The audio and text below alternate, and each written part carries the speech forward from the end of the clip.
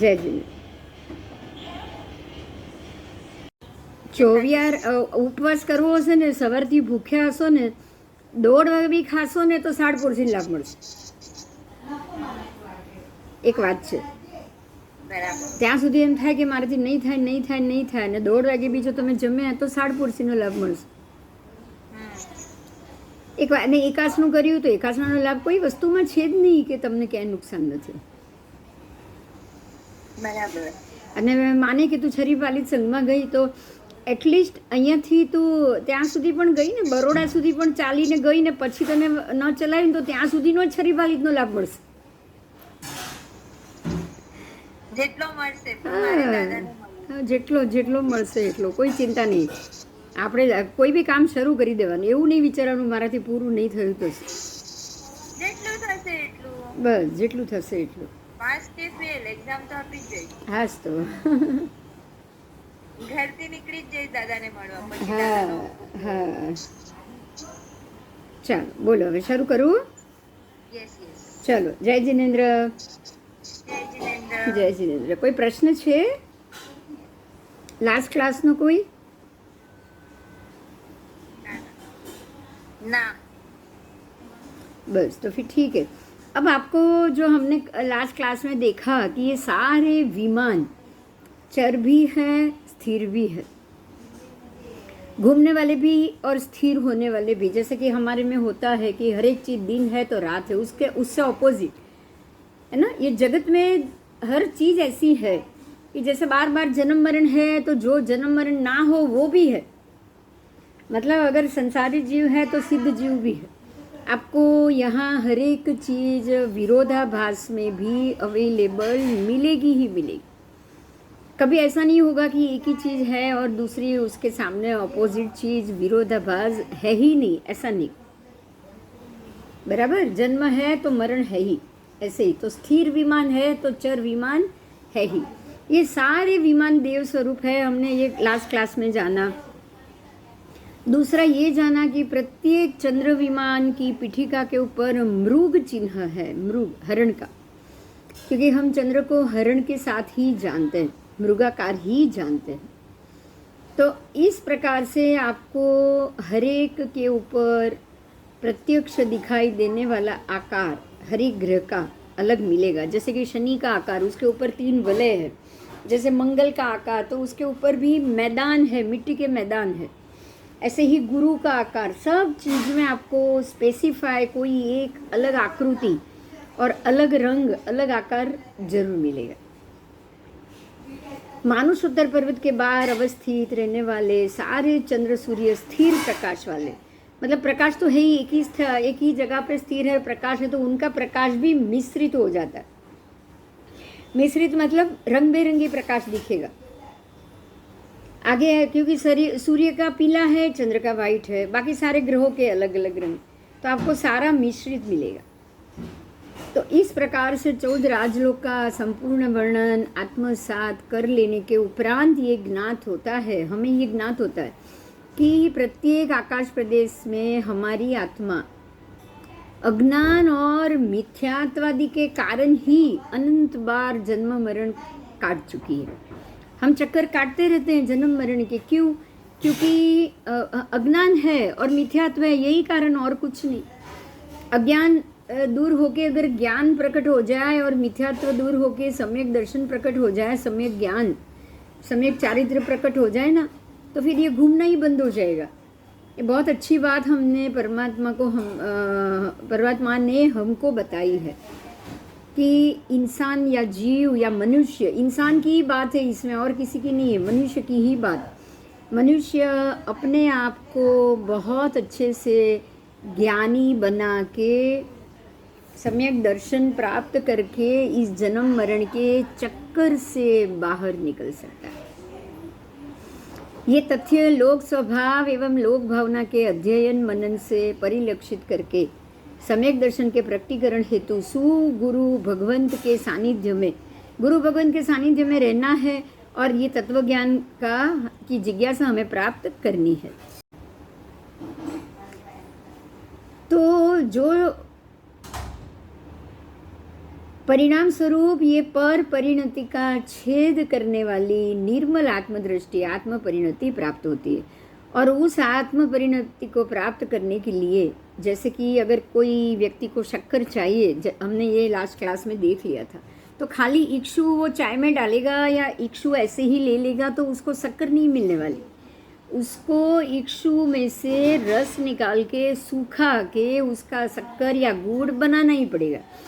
जैसे दूसरा एग्जाम्पल दिया था घी का, मक्खन आप ऐसे ही लोगे और मक्खन का ऐसे ही उपयोग करोगे तो नहीं चलने वाला।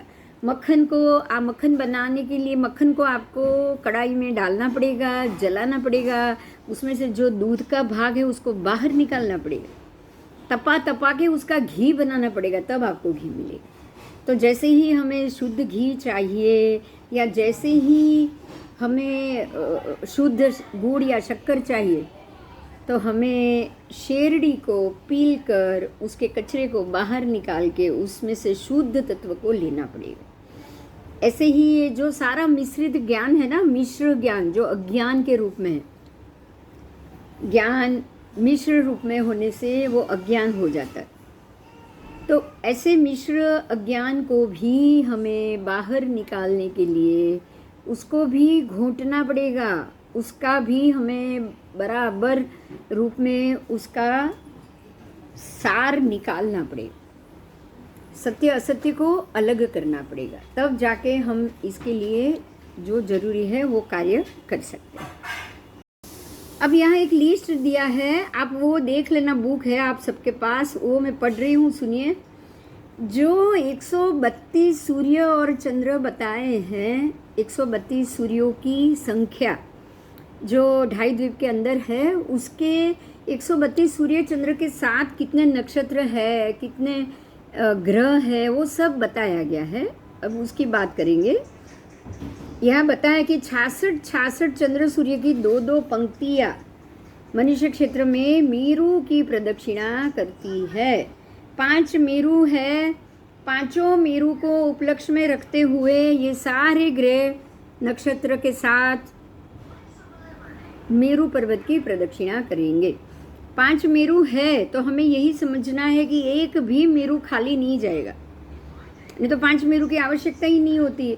तो पांचों मेरु को अपने अपने क्षेत्रों के जो जो ग्रह होंगे वो सारे प्रदक्षिणा देते रहेंगे, बराबर। आओ,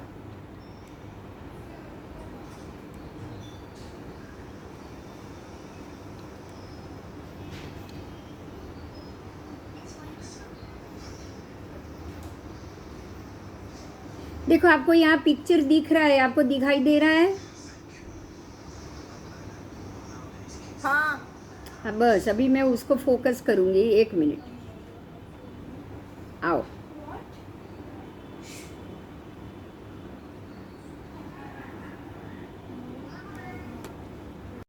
समझ में आ रही है मेरी बात?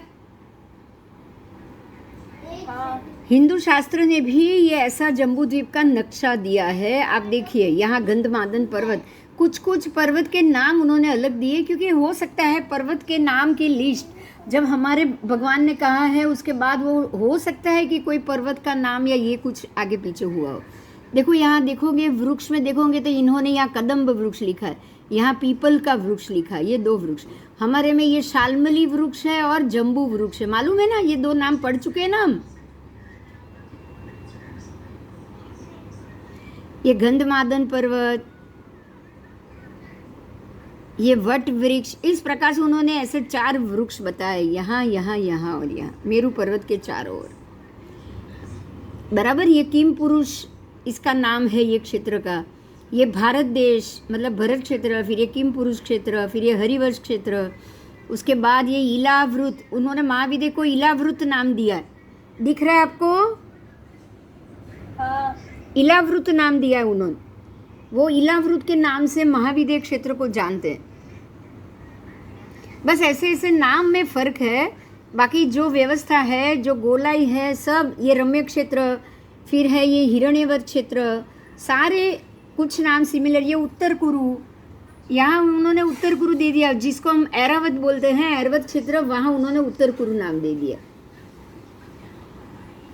ठीक है, तो ये हिंदू धर्म के अनुसार बताया हुआ जम्बू द्वीप और बाजू में आगे पीछे कर हाँ नाम आगे पीछे। अब बाबा उन्होंने कितना माना है, सप्त द्वीप और सप्त सागर माना है, कितना माना है? यहाँ लिखा है 7 द्वीप और 7 सागर ही माना है बस। पूर्व की अपेक्षा उत्तरोत्तर गुना विस्तार वो दुगुना होता जाएगा, बस उतना ही। भूलोक उन्होंने नाम दिया इसको भूलोक, उनके शास्त्र में उसका नाम है भूलोक। आओ अभी उनके जो 7 द्वीप और 7 समुद्र का आकार कैसा है उसको भी देखो। आओ, दिख रहा है ना?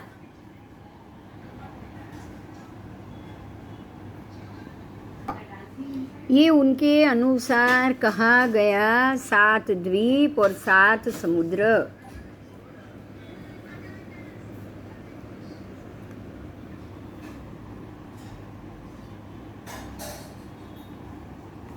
बराबर। देखो सबके नाम भी देखो यहाँ दिखाई देगा, मैं बोल रही हूँ, देखो आओ। सबसे पहला जम्बू द्वीप, अंदर सबसे पहले मेरू पर्वत, सुमेरु मतलब कि मेरू पर्वत सबसे पहला ये मेरू, उसके बाद है जम्बू द्वीप, फिर लवणोदक नाम है। क्या नाम है? लवणोदक, लवण समुद्र में को उनमें लवणोदक कहा गया है। उसके बाद है प्लक्ष द्वीप, मतलब जो हमारा घातकी खंड है वहाँ उन्होंने प्लक्ष नाम दिया है, प्लक्ष द्वीप। फिर तीसरा है इक्षुरस समुद्र, जहाँ पे हम लोग कालोदधी समुद्र कह रहे हैं। उसके बाद है शाल्मली द्वीप, जो अर्ध पुष्कर द्वीप और पुष्करावर्त द्वीप है वहाँ उन्होंने शाल्मली द्वीप कहा है। तो 2.5 द्वीप ये ऐसे अंदर हो गए, सिर्फ नाम चेंज है। उसके बाद है सूरारस समुद्र, फिर है कौच द्वीप, चौथा ध्रुतरस समुद्र, उसके बाद है शाक द्वीप, क्षीरोदधी समुद्र, छठा है कुश द्वीप और दधिरस समुद्र, 7वां है पुष्कर द्वीप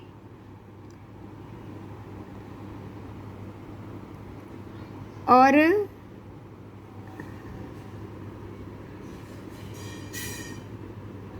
मानुषोत्तर पर्वत। उसके बाद है बाह्य अर्ध पुष्कर, मतलब उन्होंने बाह्य अर्ध पुष्कर भी नाम दिया है। पुष्कर द्वीप उन्होंने 7वां रखा है। और स्वादुदक समुद्र, मतलब जो हम स्वयंभू रमण अंतिम बोल रहे हैं उन्होंने अंतिम समुद्र का नाम दे दिया है स्वादुदक। समझ में आया आपको सबको? इन्होंने इतनी ही पृथ्वी मानी है, हाँ इन्होंने इतनी ही मानी है, तो इसके अंदर ही ये पूरा समावेश हो गया। जबकि भगवान ने तो हमें बहुत बहुत मतलब अनंत अनंत पृथ्वी और अनंत अनंत उसका समावेश बताया है।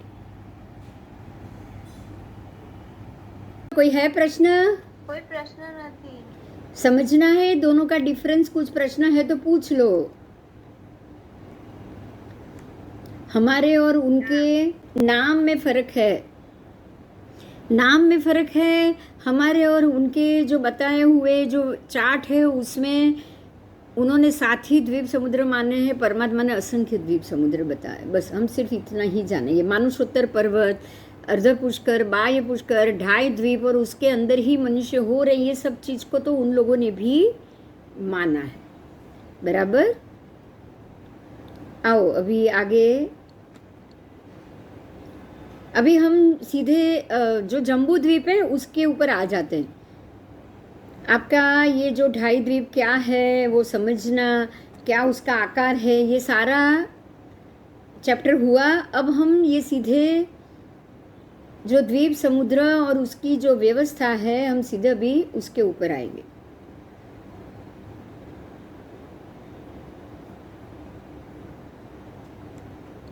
ये जो पिक्चर है वो सामान्य लोक, और यहाँ पे आप देख सकते हो जो उन्होंने सबका नाप लिखा है। पता चल रहा है आपको? मैं कर्सर घुमा रही हूँ, दिख रहा है ना? असीपत्र वन, तमस, अदीची, ये देखो ये 7 नारकी है उनके हिसाब से भी। पाताल लोक बताया है। जैसे देखो ऊपर देखो, हेलो मेरी आवाज़ आ रही है?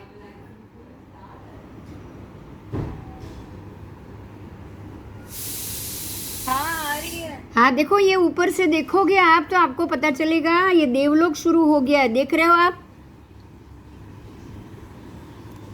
कुछ 12 लाख योजन का है, उसके बाद 8 लाख योजन का है। ये सारा देवलोक है, ऊपर के सारे देवलोक है। ये मध्य में ये जो बताई है ये जमीन और पृथ्वी है। और जैसे जैसे आप नीचे आओगे भूलोक, ये भूलोक आ गया ना, वो हमारी पृथ्वी हो गई। तो जैसे 14 राजलोक हमने बताए वैसे ही इन्होंने भी बताए हैं। और नीचे पाताल आ गया। समझ में आया?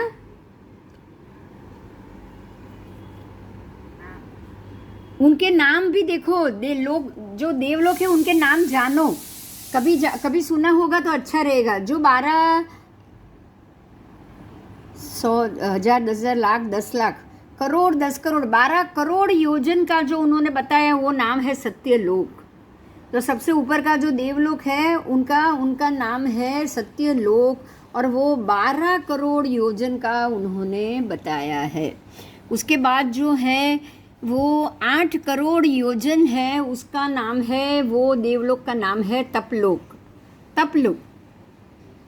उसके बाद उन्होंने ये जो 10 करोड़ योजन का जो बताया है वो देवलोक का नाम है जनलोक।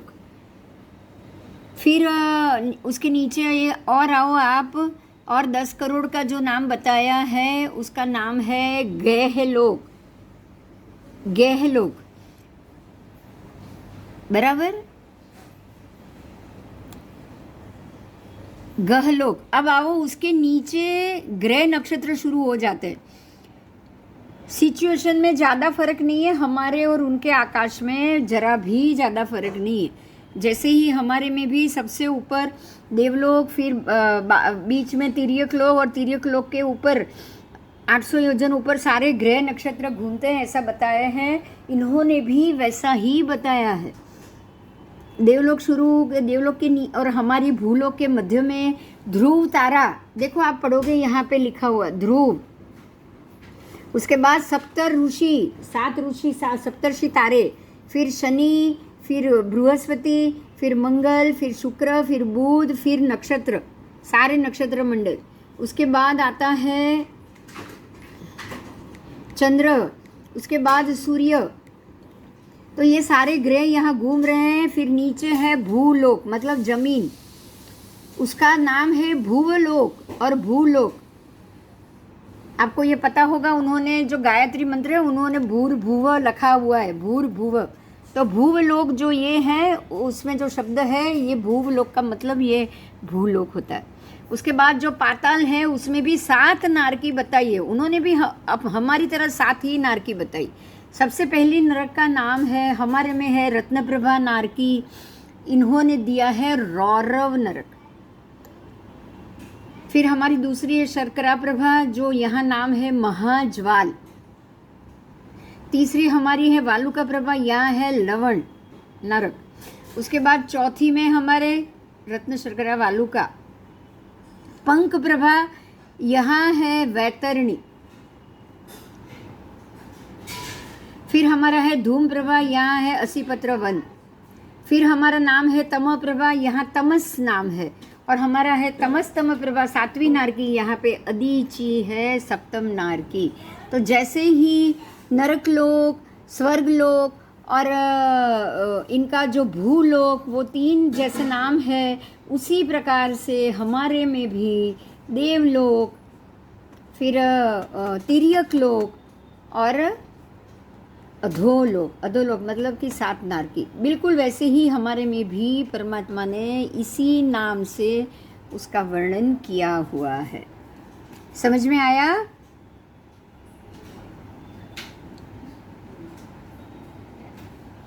आ गया सबको? अच्छा, चलो बहुत अच्छा। अब हम सीधे पृथ्वी पे आ जाएंगे, हम पृथ्वी की बात करेंगे। आ जाओ पृथ्वी के ऊपर।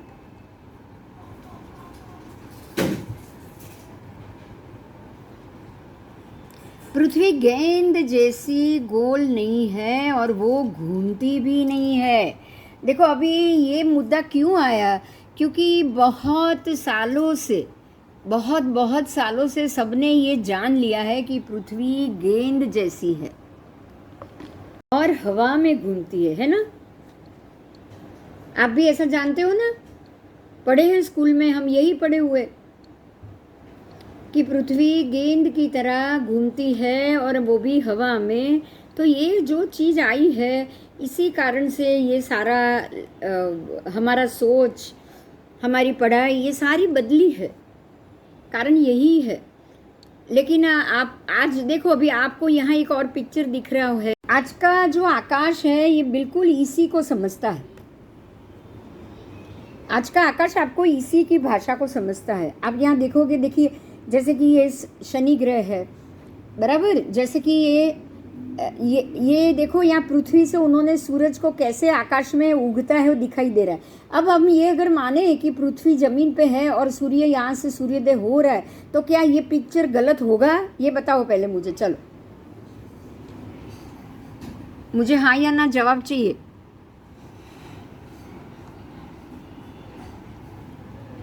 ये पृथ्वी के ऊपर हो रहा सूर्योदय है।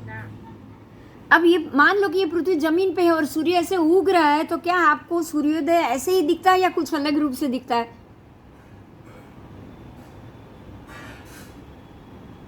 अलग रूप से दिखता। सूर्य पृथ्वी के पीछे से ऐसे बाहर निकलेगा। आप यहाँ खड़े हो, मान लो कि आप यहाँ खड़े हो और ये पृथ्वी जमीन पे है, तो ऐसे ही दिखेगा ना?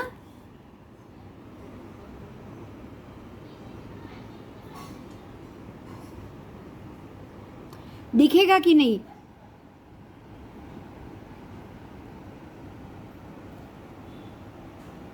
आओ ये भी देखो।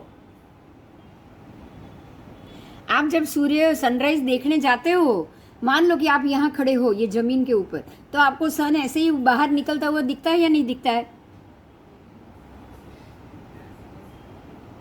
दिखता है। हाँ, हमको ऐसे ही दिख रहा है। समझ रहे हैं आप? इन्होंने उसको आकाश में रखा है, तो आपको ये रूप से अगर आपको चाहिए तो आप ये समझ सकते हो कि जैसे ये सारे ग्रह, नक्षत्र, प्लेनेट आकाश में है, वैसे ही इन्होंने पृथ्वी को भी कहाँ रख दिया? आकाश में। देखो, अब इसी चीज को उन्होंने ये पिक्चर से देखा। अब आप उसको आकाश में रखो और ऐसा दिखाई दे, और आप ऐसे इसको जमीन पे नीचे रखो और ऐसा दिखाई दे, कोई फर्क नहीं है मेरे हिसाब से। तो आपको लग रहा है कोई फर्क? बहुत फर्क है, ये रॉन्ग है। क्या ऐसा है? आओ फिर से, एक मिनट। क्या आपको ऐसे सूर्योदय होता दिखाई देता है? अगर सूर्योदय दिखाई देगा तो पूरी पृथ्वी भी दिखनी चाहिए कि नहीं दिखनी चाहिए ऐसे?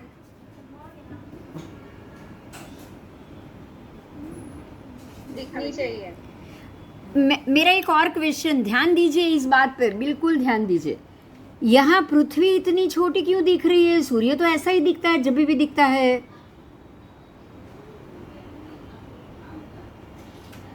ये बात समझ में आ रही है आपको? सूर्य आपको बिल्कुल इतना ही दिखता है ना? हाँ। तो क्या पृथ्वी इतनी ही दिखनी चाहिए? पूरी दिखनी चाहिए। पृथ्वी भी तो थोड़ी ही दिखनी चाहिए ना इसके कंपैरिजन में।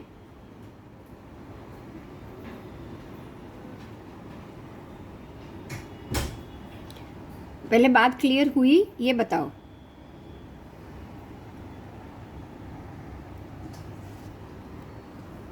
मैं क्या पूछ रही हूँ, जब भी आप सूर्य देखते हो, सूर्य की साइज इतनी दिख रही है, बराबर?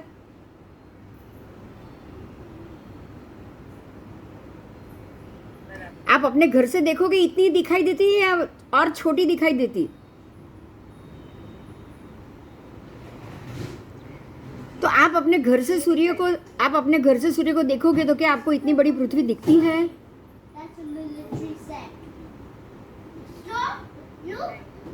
नहीं। अगर पृथ्वी इतनी बड़ी है, आप उसको सिंक्रोनाइज करके छोटा करोगे तो सूर्य तो बिल्कुल बिंदु जितना हो जाएगा। होगा कि नहीं होगा?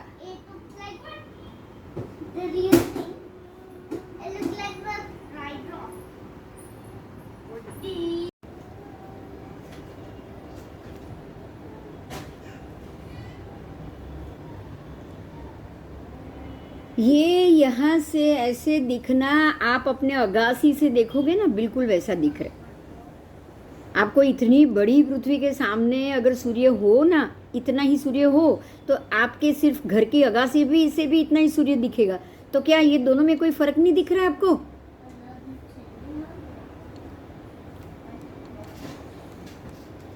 फर्क दिख रहा है। आओ चलो आगे आगे, बहुत सारी चीज ऐसे इन्होंने 101 मुद्दे इकट्ठे किए। कितने? 101। आपको ये किताब में 101 ऐसे मुद्दे हैं जो ये पृथ्वी जमीन में है या आकाश में है उसको सिद्ध कर रही है। तो आप धीरे धीरे आगे जाओगे। ये भूमंडल है, आप उसको भूमंडल से ये कैसा दिखेगा कि तो जो पृथ्वी पे हम निवास करते हैं वो एक मिट्टी पत्थर का एक नारंगी रंग जितना चपटा समान गोला है। चपटा है, क्या है ये बताया है इसको। इसका व्यास लगभग 8000 मील और परिधि 25,000 मील जितनी है। वैज्ञानिकों के मत अनुसार आज से खरबों वर्ष पूर्व इस किसी एक समय पे ये अग्नि का गोला था और ये अग्नि धीरे धीरे ठंडी होती गई और अब ये पृथ्वी का धरातल सर्वत्र ठंडा हो चुका है। अब इसके वो गर्भ में अग्नि तीव्रता से नीचे जल रही है। यही कारण है कि पृथ्वी का धरातल भी कुछ उष्णता को लिए हुए नीचे की ओर खुदाई करने पर उत्तरोत्तर अधिक उष्णता पाई जाती है। कभी कभी यही भूगर्भ की ज्वाला कुपित होकर भूकंप उत्पन्न कर देती है और कभी ज्वालामुखी के रूप में भी फूट निकलती है, जिससे पर्वत, भूमि, नदी, समुद्र आदि के जल स्थल भागों में परिवर्तन होता रहता है। इसी अग्नि के ताप से पृथ्वी का द्रव्य यथा योग्य दबाव और शीतलता पाकर नाना प्रकार की धातु, उपधातु एवं तरल पदार्थों में परिवर्तित हो गया है, जो हमें पत्थर, कोयला, लोहा, सोना, चांदी आदि जल और वायुमंडल के रूप में दिखाई देता है। जल और वायु ही सूर्य के ताप से मेघ आदि का रूप धारण करते। ये वायुमंडल पृथ्वी के धरातल से उत्तरोत्तर विरल होते हुए लगभग 400 मील तक ही फैला हुआ है, उससे ऊपर नहीं। तो पृथ्वी का धरातल भी सर्वत्र समान नहीं है। पृथ्वी तल का उच्चतम भाग हिमालय के गौरी शंकर शिखर एवरेस्ट माना जाता है। तो समुद्र तल से 29,000 फुट लगभग 5.5 मील ऊंचा है। समुद्र की अधिकतम गहराई 35,400 फुट लगभग 6 मील तक नापी जा चुकी। इस प्रकार पृथ्वी तल की ऊंचाई नीचाई में 11.5 मील का अंतर पाया जाता है। अब आपको चलो सबसे पहले मैं यहाँ एक प्रश्न करती हूँ। आपने ये जो था वो तो मैंने पढ़ लिया, आप लोगों ने सुन लिया। अब मेरा सबसे पहला ये एक क्वेश्चन है कि अगर पृथ्वी अभी तक आकाश में वैज्ञानिकों के कहे अनुसार आग का गोला थी, तब वहाँ पे कोई नहीं रहता था। वो आग का गोला धीरे धीरे ठंडा हो गया, लेकिन फिर भी अंदर आग दबी हुई है, उसी के कारण ज्वालामुखी फटते रहते हैं। तो फिर ये ज्वालामुखी एक जगह फटना चाहिए या हर जगह फटना चाहिए?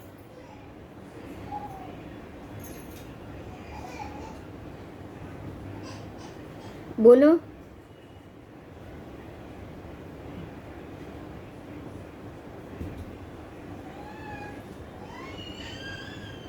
आपको कहीं किसी भी एंगल से ये स्टोरी लग रही है जो दिमाग में बैठे? नहीं। मतलब तो ये हो गया कि इसके पहले इसके ऊपर कभी जीव सृष्टि होगी नहीं जब वो आग का गोला होगी तो। समझ में आ रहा है ना? भगवान ने यही कहा है कि जीव हमेशा थे, आज भी है, कल भी रहेंगे। तो इनके अनुसार तो पहले यहाँ जीव ही नहीं थे। अब इसको आप किसको सच मानोगे? आपको यहाँ पता चलेगा साइंस क्या क्या कह रहा है। आपको पता भी था क्या कि साइंस ऐसा कहता है? वो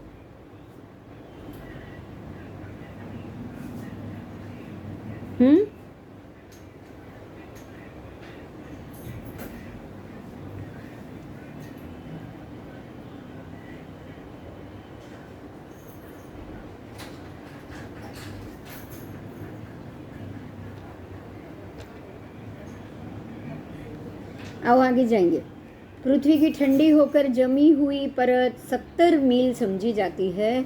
ये द्रव्य रचना से अनुमान लगाया गया है कि इसमें जमे हुए अरबों खरबों वर्ष हो चुके हैं।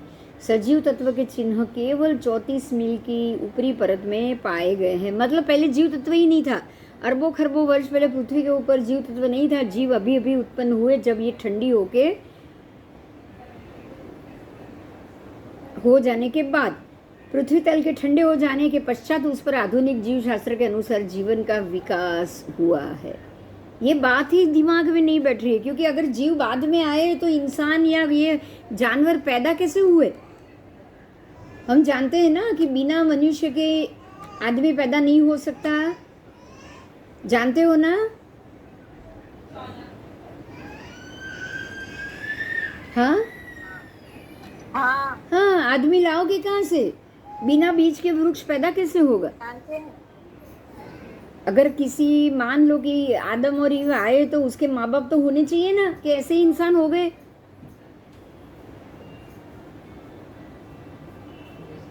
ये तो पॉसिबल नहीं है। तो साइंटिफिकली आपको ये कोई भी बात सही नहीं लगेगी। सब चीज का अनुमान है यहाँ पे। चलो आगे भी पढ़ रही हूँ मैं, आपको ऐसे एक नहीं बहुत सारी चीज मिलेगी। सर्वप्रथम स्थिर जल के ऊपर जीव कोश प्रकट हुए। स्थिर जल के ऊपर पहले जीव कोश हुए। पाषाण आदि जड़ पदार्थों में मुख्यतया 3 बातों से, एक तो वो आहार ग्रहण करते थे और बढ़ते थे, दूसरे वह इधर उधर चल सकते थे। काल क्रम से इनमें से कुछ कोश जमीन में जड़कर स्थावर वनस्पति बन गए। ये लो बोलो नई बात।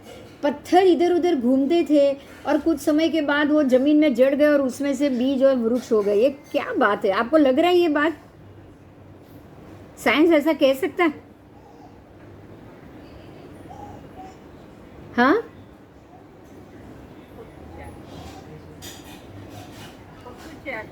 हाँ, साइंस ऐसी बात कहेगा। देखो मैं फिर से बोल रही हूँ, बहुत सारी चीज आपको मिलेगी, तब लगेगा ये क्या है। सर्वप्रथम स्थिर जल के ऊपर जीव कोश प्रकट हुए जो पाषाण आदि जड़ पदार्थों से 3 बातों में भिन्न थे। ये पाषाण आदि जड़ पदार्थों से ये एक तो आहार ग्रहण करते थे, इधर उधर चल सकते थे। कुछ कोश भूमि में जड़ गए और स्थावर वनस्पति बन गए।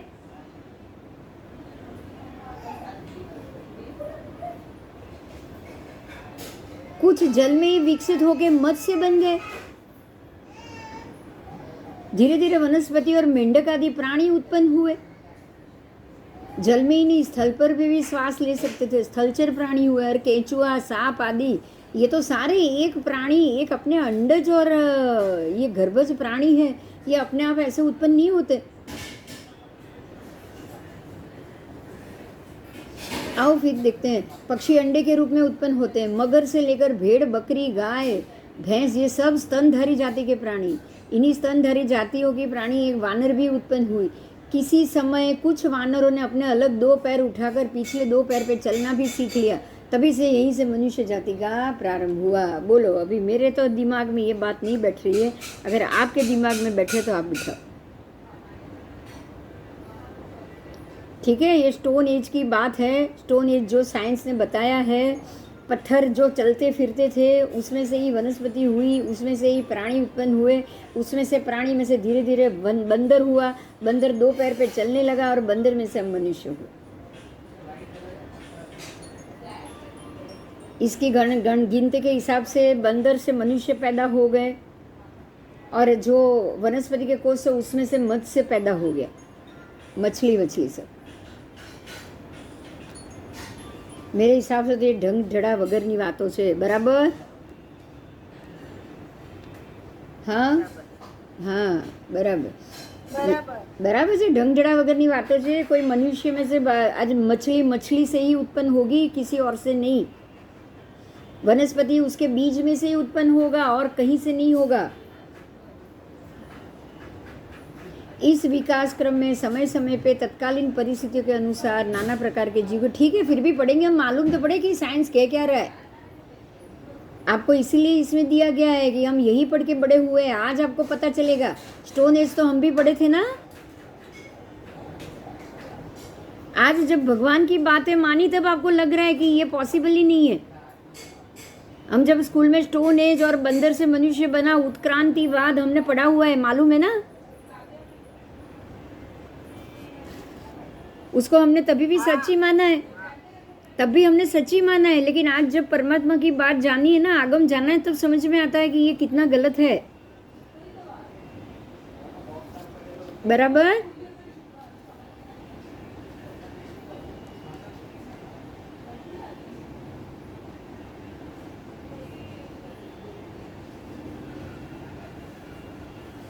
चलो अभी आगे जाएंगे, ठीक है।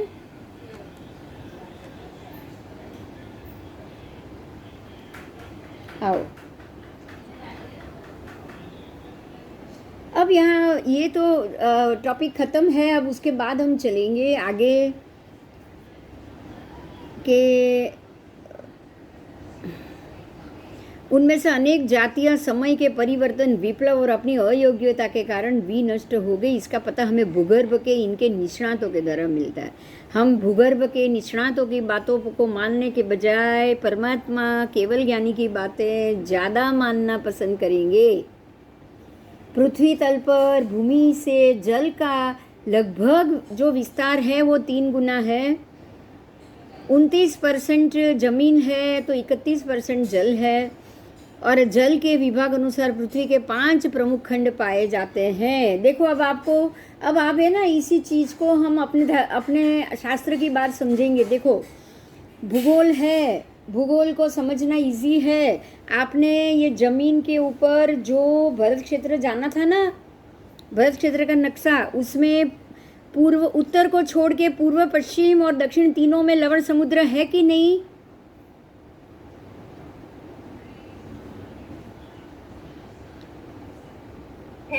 हमारे भरत क्षेत्र के उत्तर दिशा में हिमवंत पर्वत, बाकी तीनों जगह पे लवण समुद्र है। तो 3 भाग पानी और 1 भाग जमीन, ऐसे ही हो गया। बराबर बराबर। तो हमारे ये जो 3 भाग में पानी 1 भाग में जमीन है, वो हमारे भरत क्षेत्र के हिसाब से है। अगर आप महाविद्य के हिसाब से जाओगे तो 2 भाग में पानी और 1 भाग में जमीन हो जाएगी। बराबर। आओ आगे। तो 3 भाग में पानी और 1 भाग में जल हमारा शास्त्र पाठ भी साबित करता है। जल के विभाग अनुसार पृथ्वी के मुख्य 5 खंड पाए गए हैं। एशिया, यूरोप, अफ्रीका मिलके 1, उत्तर दक्षिणी अमेरिका मिलके 2। उन्होंने उत्तर दक्षिण अमेरिका को 1 कर दिया है। ऑस्ट्रेलिया तीसरा, उत्तरी ध्रुव चौथा, 5वां दक्षिण ध्रुव। इनके अतिरिक्त छोटे छोटे मोटे द्वीप भी अलग अलग कुछ अनुमान किया गया है। तो उस हिसाब से इन्होंने उनके 5 अलग अलग खंड बनाए हैं। परमात्मा ने जो कहा है उस हिसाब से हम जाएंगे। गंगा, सिंधु और जो वैताडय पर्वत है उससे बराबर 6 खंड हमारे में बनते हैं।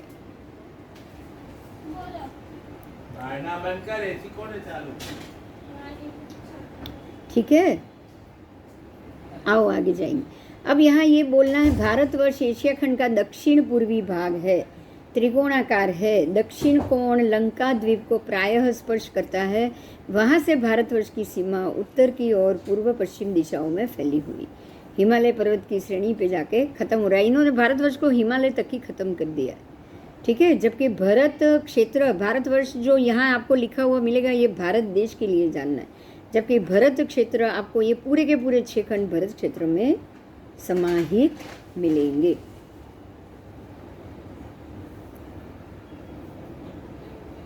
बराबर। तो भारत, अभी हम भारत देश और भारतवर्ष की बात करेंगे। आपको बराबर मध्य खंड में जैसे ही भारत देश मिलेगा, बराबर इन्होंने सब जगह उसका ही डिवीजन किया हुआ है। यहाँ जो आज की नदियाँ हैं उसके नाम मिलेंगे, क्योंकि गंगा के ही 14,000 फाटे हैं जो अलग अलग नदियों में विस्तृत हुई है। तो ये जो आपका चैप्टर है वो पूरा पृथ्वी को बताता है। पृथ्वी कैसे एक भूमंडल से ये बनी, कैसे वो अलग हुई, कितने मीलों के बाद वो अलग होने के बाद उसकी क्या स्थिति है, ये सारा आपको पृथ्वी का और विश्व का नक्शा। देखो यहाँ आपको पिक्चर दिख रहा है आपको,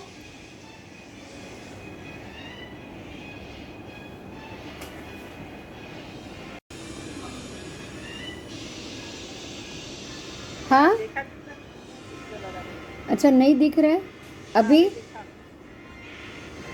आओ, ये है वर्तमान विश्व का नक्शा।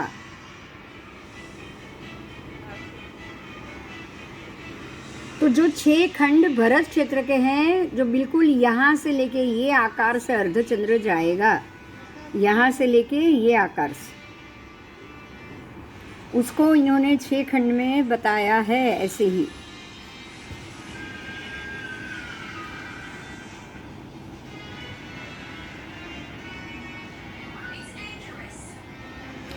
वर्तमान में उपलब्ध 8,000 मील विस्तृत और 25,000 मील परिधि वाले भूमंडल के चारों ओर अनंत आकाश है। क्योंकि इन्होंने ये पूरा भूमंडल को आकाश में माना है, इसलिए कहा है कि ये इसके चारों ओर अनंत आकाश, जिसमें हमें दिन को सूर्य और रात्रि को चंद्र एवं तारा के दर्शन होते हैं और उनसे प्रकाश में। उनके कहे हिसाब से तो सारा पानी के साथ ऊपर, पानी भी आकाश में उनके कहे अनुसार। इनमें पृथ्वी के सबसे अधिक और समीप चंद्रमा है, जो इस भूमंडल से लगभग 2.5 लाख मील दूर है। ये पृथ्वी के समान ही एक भूमंडल है जो पृथ्वी से बहुत छोटा है और उसके चारों ओर घूमा करता है। जिससे हमारे यहाँ शुक्ल और कृष्ण पक्ष होता है, वो चंद्र स्वयं प्रकाशित नहीं है, किंतु वह सूर्य के प्रकाश से प्रकाशित होता है। इसलिए इन अपने परिभ्रमण के अनुसार घटता और बढ़ता दिखाई देता है। इनका घटना बढ़ना भी उन्होंने सूर्य के कारण कह दिया है। अनुसंधान से एक ज्ञात हुआ है कि चंद्रमा बिल्कुल ठंडा हो गया है, पृथ्वी के गर्भ के समान अब उसमें अग्नि नहीं है, इसके आसपास वायुमंडल भी नहीं है, ना उसके धरातल पर जल है। इन्हीं कारणों से वहाँ श्वासोच्छ्वास प्रधान प्राणी और वनस्पति उपलब्ध नहीं। वहाँ वन, पर्वत और कंदरा के अतिरिक्त कुछ नहीं। अनुमान किया जाता है चंद्रमा पृथ्वी का ही एक भाग, जिसे टूट कर अलग हुए 5-6 करोड़ वर्ष हो चुके हैं। सृष्टि जो आज है वो पहले भी थी, करोड़ों साल पहले भी थी, बाद में भी रहेगी। कभी ये नहीं हुई ऐसा नहीं है। अगर इनके कहने से 5-6 करोड़ वर्ष पहले, 5 करोड़ वर्ष पहले अगर ये चंद्रमा उत्पन्न हुआ है या सूर्य उत्पन्न हुआ है या पृथ्वी पे जीव सृष्टि उत्पन्न हुई है, तो ये बिल्कुल भी मुमकिन नहीं। तो आज का आपका ये चैप्टर ख़त्म हुआ। कैसे पृथ्वी उत्पन्न हुई, कैसे उसके ऊपर जीव सृष्टि उत्पन्न हुई, साइंस क्या मानता है, पानी कैसे हुआ, कैसे आपको उन्होंने समझाया है ये चीज़।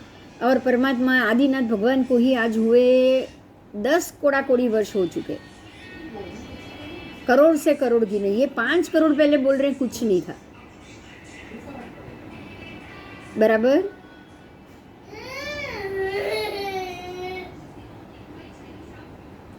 तो ये बात कोई भी एंगल से हमारे दिमाग में बैठे ऐसी नहीं, ठीक है।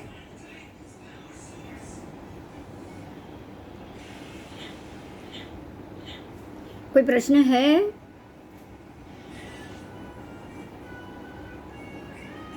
हाँ नहीं। ठीक है। तो ये चैप्टर यहाँ ख़त्म हो रहा है, तो हम आज ये चैप्टर के साथ ही यहाँ ख़त्म कर रहे हैं, बराबर।